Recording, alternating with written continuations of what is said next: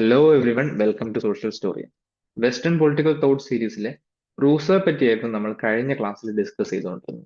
അപ്പൊ അതിനകത്ത് കുറച്ചധികം കോൺസെപ്റ്റ്സും ജനറൽ ഇൻട്രൊഡക്ഷനും ഒക്കെ നമ്മൾ മനസ്സിലാക്കി കഴിഞ്ഞു. ഇനി നമുക്ക് നോക്കാനുള്ളത് ഇപ്പം ജനറൽ വില്ല്, അതുപോലെ തന്നെ റൂസോയുടെ തോട്ട്സ് ഓൺ എഡ്യൂക്കേഷൻ, അതുപോലെ തന്നെ റൂസോയുടെ റെപ്രസെന്റേറ്റീവ് ഗവൺമെന്റ്സിലെ തോട്ട്സ്, മേജർ വർക്ക്സ് ബന്ധപ്പെട്ടുള്ള കാര്യങ്ങളൊക്കെയാണ്. ഇതിൽ ഏറ്റവും പ്രധാനപ്പെട്ട കോൺസെപ്റ്റ് ആയിട്ടുള്ള ജനറൽ വില്ല്, അത് കൃത്യമായിട്ട് മനസ്സിലാക്കേണ്ടത് റൂസോയുടെ മറ്റ് കോൺസെപ്റ്റും കൂടെ മനസ്സിലാക്കിയെടുക്കാൻ വളരെ പ്രധാനപ്പെട്ടതാണ്. അതുകൊണ്ട് തന്നെ ഞാനത് കുറച്ചുകൂടി സിംപ്ലിഫൈഡ് ആക്കാൻ ഒരു ഫ്ലോ ചാർട്ട് പോലെ വരച്ചിട്ടാണ് പ്രസന്റ് ചെയ്യുന്നത്. അത് നിങ്ങൾക്ക് കുറച്ചുകൂടെ എളുപ്പത്തിൽ ഗ്രാസ്പ് ചെയ്യാൻ പറ്റും എന്ന് കരുതുന്നു. നമുക്ക് നേരെ വീഡിയോയിലേക്ക് പോകാം. റൂസോയുടെ സോഷ്യൽ കോൺട്രാക്ടിന്റെ സെൻട്രൽ കോൺസെപ്റ്റ് ആണ് ജനറൽ വിൽ എന്ന് നമ്മൾ പറഞ്ഞു. അപ്പോൾ ഈ ജനറൽ വിൽ എന്താണ് എന്നുള്ളത് സിമ്പിളായിട്ട് നമുക്ക് മനസ്സിലാക്കാൻ നോക്കാം. ജനറൽ വില്ലിനെ റൂസോ ഡിഫൈൻ ചെയ്യുന്നത് എക്സ്പ്രഷൻ ഓഫ് സോവർണിറ്റി എന്നാണ്. ഇപ്പോൾ സോഷ്യൽ കോൺട്രാക്റ്റിൻ്റെ റിസൾട്ടായിട്ട് സോവർണിറ്റി അല്ലെങ്കിൽ പൊളിറ്റിക്കൽ സൊസൈറ്റി ഉണ്ടായി വരുന്നു. ആ പൊളിറ്റിക്കൽ സൊസൈറ്റിയുടെ സോവർണിറ്റിയുടെ എക്സ്പ്രഷൻ ആണ് എന്തെന്ന് പറയുന്നത് ജനറൽ വിൽ. ഇത് തന്നെയാണ് നമ്മൾ പറഞ്ഞ പോപ്പുലർ സോവർണിറ്റിയുടെയും ബേസിസ് എന്ന് പറയുന്നത്. ഇനി എന്താണ് ഈ ജനറൽ വിൽ എന്ന് നമുക്ക് ഡീറ്റെയിൽ ആയിട്ട് നോക്കാം. അതിനകത്ത് ഏതൊക്കെ ഭാഗത്തുനിന്ന് ക്വസ്റ്റ്യൻ വരുമെന്നും ഏകദേശം നമുക്കിത് ഡിസ്കസ് ചെയ്യുമ്പോൾ മനസ്സിലാവും. അപ്പോൾ ഹ്യൂമൻ വില്ല്, നമുക്ക് ഈ ജനറൽ വില്ലിനെ ഹ്യൂമൻ വില്ല് വെച്ചിട്ട് തന്നെ മനസ്സിലാക്കാൻ ശ്രമിക്കാം. ഓക്കെ, അപ്പം ഹ്യൂമൻ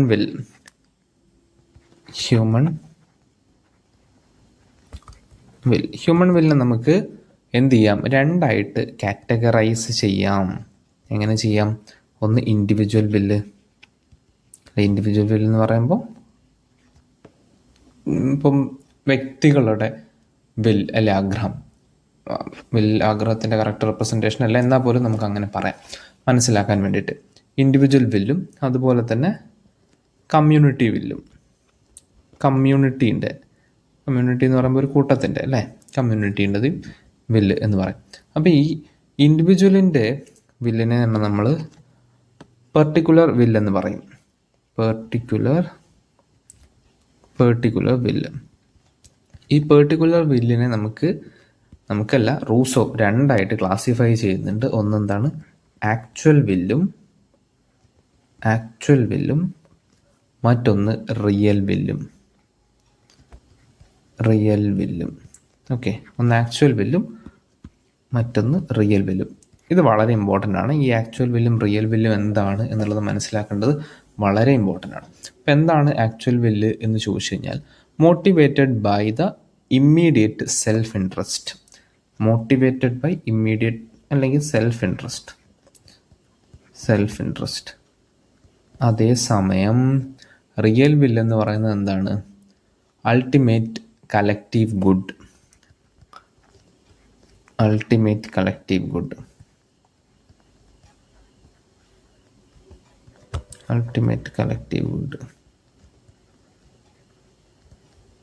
അതായത് നമുക്കൊരു എക്സാമ്പിൾ എടുത്ത് പറയാം. ഇപ്പം ഒരു പഞ്ചായത്തിലൊരു കിണർ വരുന്നു എന്ന് തീരുമാനിക്കുകയാണ് ജനങ്ങൾ. അപ്പോൾ എല്ലാവരും വിചാരിക്കുന്നത് എന്താണ്? തങ്ങളുടെ വീടിൻ്റെ അടുത്ത് ആ കിണർ വരണം എന്നാണ്. അതിനാണ് നമ്മളെന്ത് വിളിക്കുന്നത്? ആക്ച്വൽ വില്ല് എന്ന് വിളിക്കുന്നത്. അതായത് സെൽഫ് ഇൻട്രസ്റ്റ് ആണ്. തങ്ങളുടെ വീടിൻ്റെ അടുത്ത് കിണർ വരുമ്പോൾ തങ്ങൾക്ക് കൂടുതൽ ഉപകാരപ്രദമാവും എന്നുള്ളതിനാൽ ആൾക്കാരെല്ലാവരും എന്ത് വിചാരിക്കുന്നത്? തങ്ങളുടെ വീടിൻ്റെ അടുത്ത് കിണർ വരണം. അപ്പോൾ ഇതിനെയാണ് നമ്മളെന്ത് വിളിക്കുന്നത്? സെൽഫ് ഇൻട്രസ്റ്റ് അല്ലെങ്കിൽ ആക്ച്വൽ വില്ല് എന്ന് വിളിക്കുന്നത്. ഇനി എപ്പോഴാണ് ഒരു ആക്ച്വൽ വില്ല് റിയൽ വില്ലായിട്ട് മാറുന്നത്? നമ്മൾ നമ്മുടെ സെൽഫ് ഇൻട്രസ്റ്റ് അല്ലെങ്കിൽ ഈ പറഞ്ഞ വ്യക്തിപരമായിട്ടുള്ള താല്പര്യങ്ങൾ മാറ്റിവെച്ചുകൊണ്ട് ഒരു കളക്റ്റീവ് ഗുഡിന് വേണ്ടി ചിന്തിക്കുമ്പോൾ ആ സമയത്തുള്ള നമ്മുടെ ചിന്തയെ, ആ സമയത്തുള്ള നമ്മുടെ വില്ലിന് എന്ത് പറയാം? റിയൽ വില്ല് എന്ന് വിളിക്കാം. അതായത് നമ്മളൊരു ഹയർ സെൽഫിലേക്ക് എത്തുകയാണ്.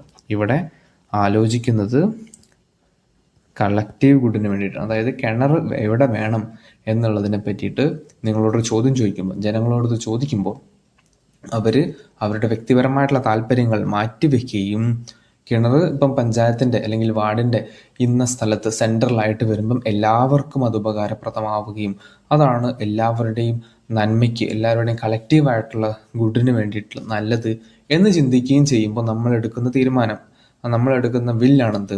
റിയൽ വില്ല് എന്ന് പറയുന്നത്. അപ്പം നമ്മൾ നമ്മുടെ വ്യക്തിപരമായിട്ടുള്ള തീരുമാനങ്ങൾ മാറ്റിവെച്ചുകൊണ്ട്, താല്പര്യങ്ങൾ മാറ്റിവെച്ചുകൊണ്ട് കലക്റ്റീവ് ഗുഡിന് വേണ്ടി എപ്പോൾ ചിന്തിക്കുന്നുവോ അങ്ങനെ എടുക്കുന്ന തീരുമാനങ്ങളാണ് എന്ത് റിയൽ വിൽ എന്ന് പറയുന്നത്. മറ്റേതെന്താണ്? സെൽഫ് ഇൻട്രസ്റ്റ് ആണ്. ഈ പറഞ്ഞത് എന്താണ്? റിയൽ വിൽ എന്ന് പറയുന്നത് നമ്മൾ കളക്റ്റീവ് ഇൻട്രസ്റ്റിന് വേണ്ടി ചിന്തിക്കുമ്പോൾ ഉണ്ടാവുന്നതാണ്. അപ്പോൾ ഇവിടെ എന്തുണ്ടാവും? Common to all members of the community. ഈ സംഗതി ഇപ്പം നമ്മൾ ചിന്തിക്കുമ്പോൾ എന്താവും? ഇത് common to all members. Common to all members ചിന്തിക്കുന്നത് എങ്ങനെയാണ്? എല്ലാവരുടെയും നന്മയ്ക്ക് വേണ്ടി. Common to all members of society. അപ്പം ഇങ്ങനെയുള്ള റിയൽ വില്ലിൻ്റെ കളക്ഷനെയാണ് അല്ലെങ്കിൽ അഗ്രിഗേഷനെയാണ് നമ്മൾ എന്ത് വിളിക്കുന്നത്? General will. ജനറൽ വിൽ എന്ന് വിളിക്കുന്നത്. ഓക്കെ, കാരണം കഴിഞ്ഞ തവണ ഇവിടെ ഒരു HSST വന്ന ചോദ്യമാണ്. അപ്പം സ്റ്റേറ്റ്മെൻറ്റ് വന്നിട്ട് general will is the aggregation or collection of actual will എന്ന് പറഞ്ഞിട്ട് കൊടുത്തിട്ടുണ്ടായിരുന്നു. ആ സ്റ്റേറ്റ്മെൻറ്റ് തെറ്റാണ്. കാരണം എന്താണ്? ജനറൽ വിൽ എന്ന് പറയുന്നത് റിയൽ വില്ലിൻ്റെ കളക്ഷനാണ് അല്ലെങ്കിൽ അഗ്രിഗേഷനാണ്, ആക്ച്വൽ വില്ലിൻ്റെ കളക്ഷൻ അല്ല എന്ന് നമ്മൾ നമ്മുടെ സ്വന്തം താല്പര്യങ്ങൾ, സെൽഫ് ഇൻട്രസ്റ്റ് മാറ്റി വെച്ചുകൊണ്ട് സമൂഹത്തിന് വേണ്ടി ചിന്തിക്കുന്നു. അന്നാണ് അല്ലെങ്കിൽ ആ സമയത്താണ് റിയൽ വില്ല് ഉണ്ടാവുന്നത്. അതിൻ്റെ കളക്ഷനെയോ അഗ്രിഗേഷനെയോ നമ്മൾ എന്ത് വിളിക്കുന്നത്? ജനറൽ വിൽ എന്ന് വിളിക്കുന്നത്. മറ്റേതല്ല, ആക്ച്വൽ വില്ലല്ല. ആക്ച്വൽ വിൽ എന്ന് പറയുന്നത് എന്താണ്? സെൽഫ് ഇൻട്രസ്റ്റ് ആണ്. അവിടെ എന്താണ് ആൾക്കാർ ആലോചിക്കുന്നത്? തങ്ങളുടെ സെൽഫ് ഇൻട്രസ്റ്റിന് വേണ്ടിയിട്ടാണ് ആലോചിക്കുന്നത്. അപ്പോൾ അവിടെ റൂസോ അതിനെ പറയുന്നത് റെപ്രസെൻറ്റ്സ് ലോവർ സെൽഫ് എന്നാണ്. റെപ്രസെൻറ്റ്സ് ലോവർ സെൽഫ് എന്നാണ്. Lower self. ഇവിടെ എത്തുമ്പോൾ നമ്മളൊരു ഹയർ സെൽഫിലേക്ക് എത്തുന്നു. ആ ഹയർ സെൽഫിലേക്ക് എത്തുമ്പോൾ ജനങ്ങൾ തീരുമാനിക്കുന്നതാണ്, ജനങ്ങൾ എടുക്കുന്ന തീരുമാനങ്ങളാണ്, ജനങ്ങളുടെ ആഗ്രഹങ്ങളാണ്, ജനങ്ങളുടെ ബില്ലാണ് എന്തെന്ന് പറയുന്നത്? ജനറൽ വിൽ എന്ന് പറയുന്നത്. ആ ജനറൽ വില്ലാണ് എന്തിൻ്റെ ബേസിസ്? നമ്മുടെ സ്റ്റേറ്റിൻ്റെ അല്ലെങ്കിൽ സോവറിനിറ്റിയുടെ ഒക്കെ ബേസിസ് എന്ന് പറയുന്നത് ഈ പറഞ്ഞ ജനറൽ വില്ലാണ്. ഓക്കെ, ഏകദേശം ഒരു ഐഡിയ കിട്ടി എങ്ങനെയാണ് നമ്മുടെ ഹ്യൂമൻ വില്ല്, എന്താണ് ഹ്യൂമൻ വില്ല്. അതിനകത്ത് ഇൻഡിവിജ്വൽ, കളക്റ്റീവ്, കമ്മ്യൂണിറ്റി എന്ന് രണ്ട് കാറ്റഗറി ആയിട്ട് നമ്മൾ തിരിക്കുന്നു. അവിടെ പർട്ടിക്കുലർ വില്ലിൽ ആക്ച്വൽ വില്ല്, റിയൽ വില്ല് എന്ന് തിരിക്കുന്നു. എന്താണ് ആക്ച്വൽ വില്ല് എന്ന് പറഞ്ഞു, എന്താണ് റിയൽ വില്ല് എന്ന് പറഞ്ഞു. ആ റിയൽ വില്ലിൻ്റെ അഗ്രിഗേഷനാണ് ജനറൽ വില്ല് എന്നും പറഞ്ഞു വെച്ചു. അപ്പം ഇപ്പോൾ ഈ പറഞ്ഞ് ജനറൽ വില്ല് ഏകദേശം ഒന്ന് ക്ലിയർ ആയില്ലേ കോൺസെപ്റ്റ്? നമുക്ക് ഒന്നാമത്തെ കോൺസെപ്റ്റ് ക്ലിയർ ആയിരിക്കണം, ജനറൽ വില്ല് എന്താണെന്നുള്ളത്. രണ്ടാമത്തെ കാര്യം, എന്താണ് ആക്ച്വൽ വില്ല്, എന്താണ് റിയൽ വില്ല്, എന്താണ് ജനറൽ വില്ല്, ഇത് മൂന്നും തമ്മിലുള്ള വ്യത്യാസം എന്താണ് എന്നും കൃത്യമായിട്ട് മനസ്സിലാക്കാൻ പറ്റിയിരിക്കണം. ഓക്കെ, ജനറൽ വിൽ ഏകദേശം നിങ്ങൾക്ക് മനസ്സിലായിട്ടുണ്ടെന്നാണ് ജനറൽ വിൽ. ഇനി നമുക്ക് നോക്കാനുള്ളത് റൂസോന്റെ അടുത്ത പ്രധാനപ്പെട്ട വർക്കായിട്ടുള്ള എമൈൽ അല്ലെങ്കിൽ ഓൺ എഡ്യൂക്കേഷൻ എന്ന് പറയുന്ന വർക്കാണ്. അതായത് പൊളിറ്റിക്കൽ ഫിലോസഫിയിൽ മാത്രമല്ല റൂസോയുടെ എഴുത്ത് എന്ന് പറഞ്ഞ മ്യൂസീഷ്യനും മറ്റു കാര്യങ്ങളിലൊക്കെ അദ്ദേഹം പ്രാഗൽഭ്യം തെളിയിച്ചിട്ടുള്ള ആളാണ്. അതുപോലെ തന്നെ എഡ്യൂക്കേഷൻ ഫീൽഡിലും റൂസോയുടെ വളരെ പ്രശസ്തമായിട്ടുള്ള പുസ്തകമാണ് എമൈൽ അല്ലെങ്കിൽ ഓൺ എഡ്യൂക്കേഷൻ എന്ന് പറയുന്നത്. ഇതൊരു ഹാഫ് നോവൽ അല്ലെങ്കിൽ ഹാഫ് ട്രീറ്റി കൈൻഡ് ഓഫ് രീതിയിലാണ് എഴുതിയിട്ടുള്ളത്. ഈ ഒരു പുസ്തകത്തിലാണ് തിരിച്ച് നാച്ചുറലിലേക്ക് പോവേണ്ട ഇമ്പോർട്ടൻസിനെ പറ്റിയിട്ട് അല്ലെങ്കിൽ ഒരു natural way of rearing of ചൈൽഡിനെ പറ്റിയിട്ട് റൂസോ പറയുന്നത്. ഓക്കെ, ഏകദേശം 5 ബുക്കുകളിലായിട്ടാണ് റൂസോ എമൈൽ ഓൺ എഡ്യൂക്കേഷൻ എന്ന് പറയുന്ന പുസ്തകം എഴുതിയിട്ടുള്ളത്. അതിനകത്ത് ഓരോ പുസ്തകത്തിലും ഓരോ സ്റ്റേജിൽ നൽകേണ്ട എഡ്യൂക്കേഷനെ പറ്റിയിട്ടും ഓരോ ഡെവലപ്മെന്റൽ സ്റ്റേജിൽ കൊടുക്കേണ്ട എഡ്യൂക്കേഷൻ നാച്ചറിനെ പറ്റിയിട്ടും വളരെ ഡീറ്റെയിൽ ആയിട്ട് തന്നെ പറയുകയാണ് ചെയ്യുന്നത്. ബുക്ക് 1 and 2 എടുത്തു കഴിഞ്ഞാൽ നമുക്ക് മനസ്സിലാവും it describe the age of nature up to the age of 12. ഏകദേശം 12 വയസ്സ് വരെ എങ്ങനെ കുട്ടിയെ വളർത്തണം. ഇനി ബുക്ക് മൂന്നാമത്തതും നാലാമത്തതും എടുത്തു നോക്കിക്കഴിഞ്ഞാൽ ട്രാൻസിഷണൽ സ്റ്റേജ്, അഡോളൻസ് സ്റ്റേജ് ഒക്കെ ഉണ്ടല്ലോ, അഡൽട്ടിങ്ങിലേക്ക് പോകുന്ന ആ ഒരു ട്രാൻസിഷണൽ സ്റ്റേജ്, ആ സ്റ്റേജിനെ പറ്റിയിട്ടാണ് പറയുന്നത്. And book 5 describes the age of wisdom.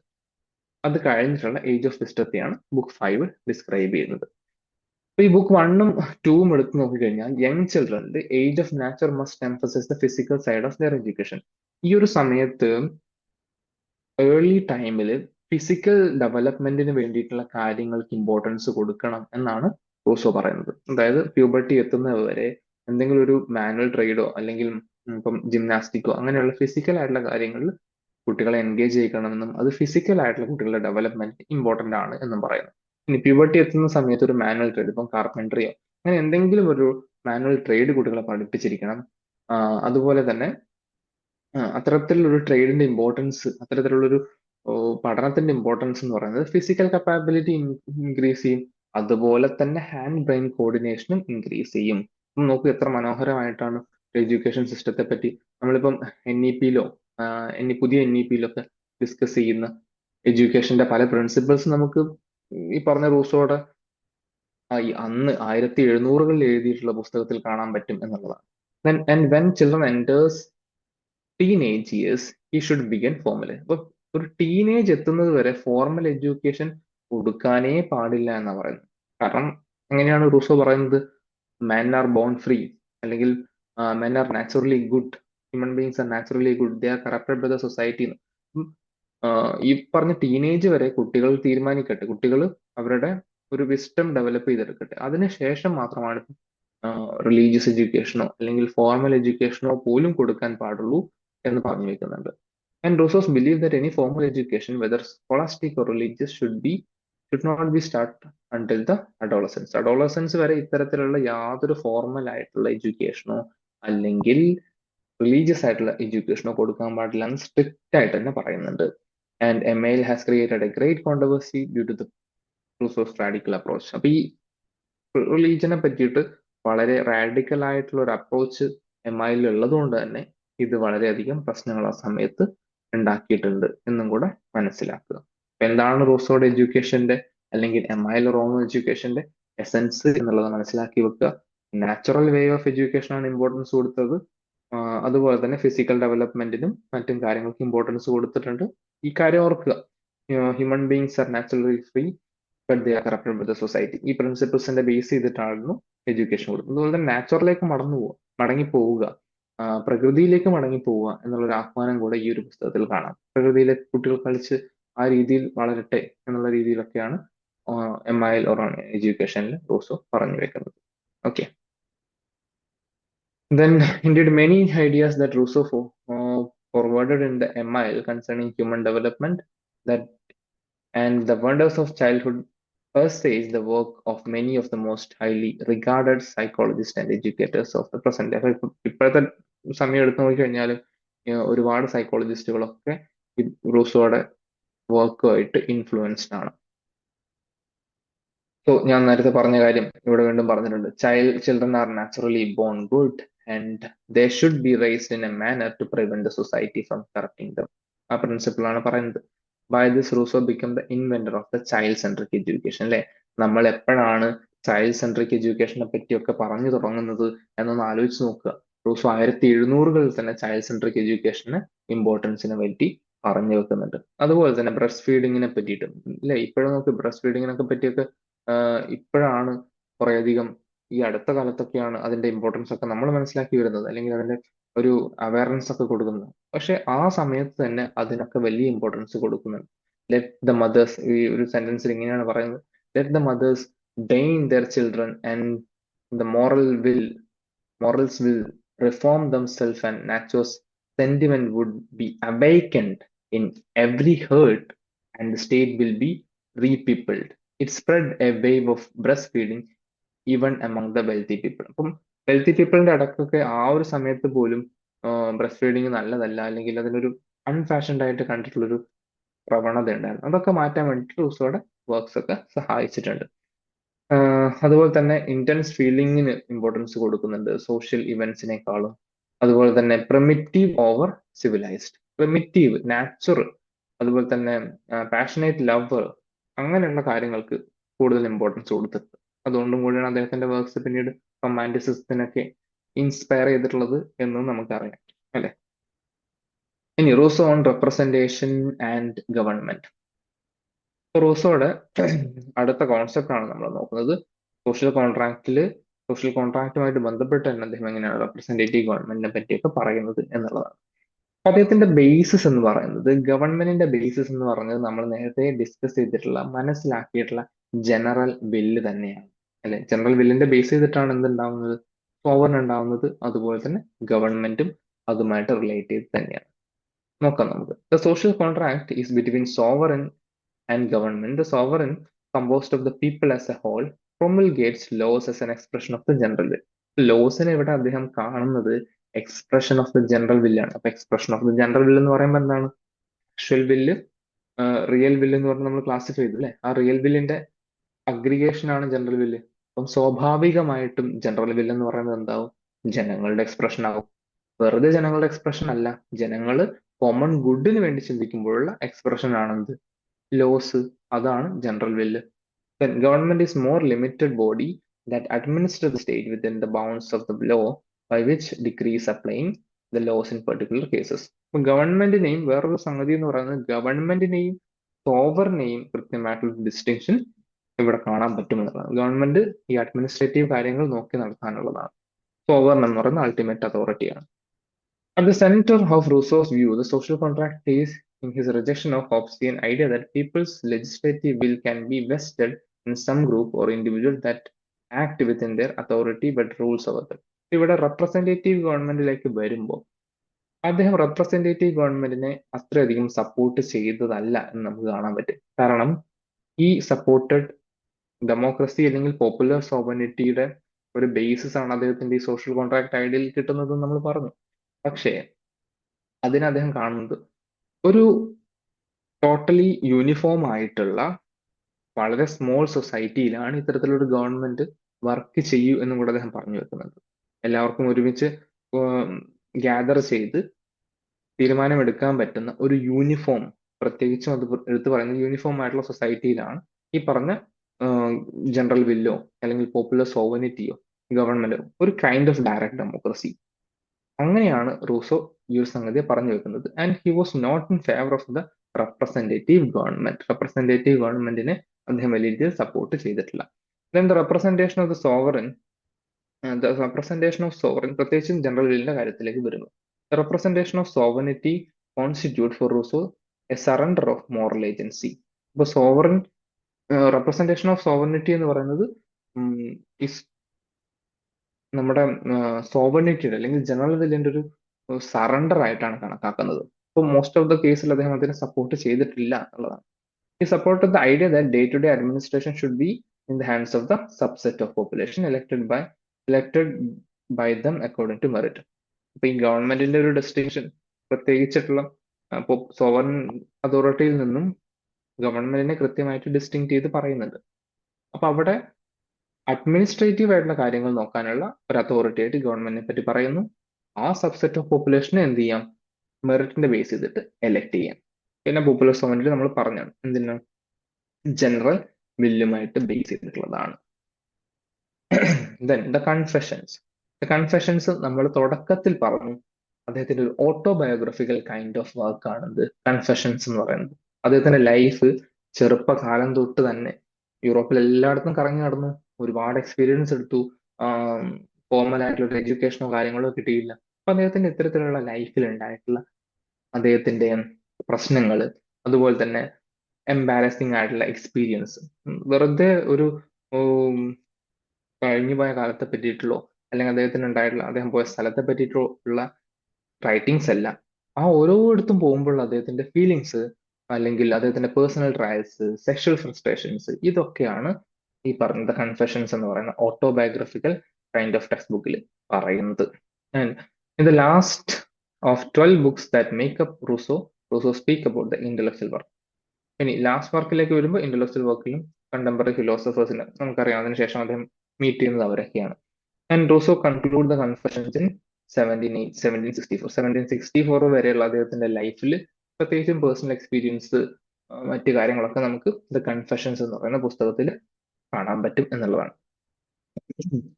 So his work may in many vase represent an entirely new literary form. അപ്പോൾ ഒരു പുതിയ ലിറ്റററി ഫോം ആയിട്ട് പോലും ദ കൺഫെഷൻ എന്ന് പറയുന്ന പുസ്തകത്തെ കൺസിഡർ ചെയ്യുന്നുണ്ട്. ഓക്കെ, അപ്പൊ അദ്ദേഹത്തിന്റെ childhood experience, sexual frustrations, development of sexuality, അങ്ങനെയുള്ള ഒരുപാട് കാര്യങ്ങൾ കൺഫെഷൻസ് എന്ന് പറയുന്ന പുസ്തകത്തിൽ നമുക്ക് കാണാൻ പറ്റും. ഓക്കെ, ഇനി നമുക്ക് നോക്കാനുള്ളത് റൂസോയുടെ പ്രധാനപ്പെട്ട വർക്ക്സ് ആണ്. അപ്പൊ റൂസോയുടെ ജനറൽ വിൽ എന്താണെന്ന് നമ്മൾ പഠിച്ചു. അദ്ദേഹത്തിന്റെ വ്യൂസ് ഓൺ റെപ്രസെന്റേറ്റീവ് ഗവൺമെന്റ് എന്താണെന്ന് പഠിച്ചു, സോഷ്യൽ കോൺട്രാക്ട് പഠിച്ചു, ഡിസ്കോഴ്സ് ഓൺ ഇനീക്വാലിറ്റി പഠിച്ചു, the first discourse, the discourse on art and science. ഇത്രയും കാര്യങ്ങൾ നമ്മളൊന്ന് ബ്രീഫായിട്ട് പറഞ്ഞു വെച്ചിട്ടുണ്ട്. ഇനി നമുക്ക് അദ്ദേഹത്തിന്റെ പ്രധാനപ്പെട്ട വർക്ക്സ് എന്താണെന്ന് നോക്കാം. സോഷ്യൽ കോൺട്രാക്ട് നമ്മൾ പറഞ്ഞാണ് 1762 confessions 1764 Emile on education 1762 discourse on the arts and science first discourse അല്ലെ, ആർട്സ് ആൻഡ് സയൻസിനെയും ദ അക്കാഡമി ഓഫ് ഡിജോണിൽ പബ്ലിഷ് ചെയ്തിട്ടുള്ള വർക്ക്, ആ ഒരു എസ് എ കോമ്പറ്റീഷന് വേണ്ടി എഴുതിയിട്ടുള്ള വർക്ക്, ഇതാണ് അദ്ദേഹത്തെ ഇന്റലക്ച്വൽ വേൾഡിലും പ്രശസ്തമാക്കുന്നത് എന്നൊക്കെ നമ്മൾ പറഞ്ഞു വെച്ചു അല്ലെ. 1750 and discourse upon the origin of inequality. Inequality, രണ്ടു തരത്തിലുള്ള inequality, natural inequality, convention inequality. ഓർക്കുക, 1755 എഴുതിയിട്ടുള്ള വർക്കാണ്. And essay on the origin of languages. നമുക്കറിയാം അദ്ദേഹം എഡ്യൂക്കേഷൻ ഫീൽഡിൽ ലാംഗ്വേജിലൊക്കെ ഒരുപാട് റൈറ്റിംഗ്സ് ചെയ്തിട്ടുണ്ട്. And Julie or the new Heloise, discourse on political economy, the reveries of solitary walker. ഇത്രയാണ് റൂസോയുടെ പ്രധാനപ്പെട്ട വർക്ക്സ് എന്ന് പറയുന്നത്. ഇതിനകത്ത് ചില വർക്ക്സ് ഇപ്പം the reveries of the solitary walker പിന്നീട് പബ്ലിഷ് ചെയ്യുന്ന അദ്ദേഹത്തിന്റെ ലെറ്റേഴ്സും മറ്റു കാര്യങ്ങളൊക്കെ എടുത്തിട്ട് പബ്ലിഷ് ചെയ്യുന്നു. അപ്പൊ നമുക്ക് പ്രധാനമായിട്ടും വേണ്ടത് social contract, confessions, on education, പിന്നെ ഈ രണ്ട് discourse, the discourse on arts and സയൻസും and discourse upon the origin of inequality, പിന്നെ ന്യൂ ഹെലോയിസും കൂടെ ഓർത്ത് വെക്കുക. ഇത്രയാണ് റൂസോയുടെ പ്രധാനപ്പെട്ട വർക്ക്സ് എന്ന് പറയുന്നത്. ഇപ്പൊ റൂസോനെ പറ്റിയിട്ട് നിങ്ങൾക്ക് ഒരു ഐഡിയ കിട്ടിയിട്ടുണ്ടാവും എന്ന് വിചാരിക്കുന്നു. അപ്പൊ നമ്മുടെ പുതിയ വീഡിയോസ്, ഈ വെസ്റ്റേൺ പൊളിറ്റിക്കൽ തോട്ടിലെ മറ്റ് തിങ്കേഴ്സ് പറ്റിയുള്ള വീഡിയോസ് ഉടനെ തന്നെ വരുന്നതായിരിക്കും. ഇത് നിങ്ങളുടെ ഫീൽഡിൽ കിട്ടാൻ വേണ്ടിയിട്ട് ചാനൽ സബ്സ്ക്രൈബ് ചെയ്യാം. നിങ്ങൾക്ക് ഇത് ഏതെങ്കിലും തരത്തിൽ ഉപകാരപ്പെട്ടു എന്ന് തോന്നുകയാണെങ്കിൽ ലൈക്ക് ചെയ്യുന്നതും ഷെയർ ചെയ്യുന്നതൊക്കെ കൺസിഡർ ചെയ്യുക. Okay, thank you.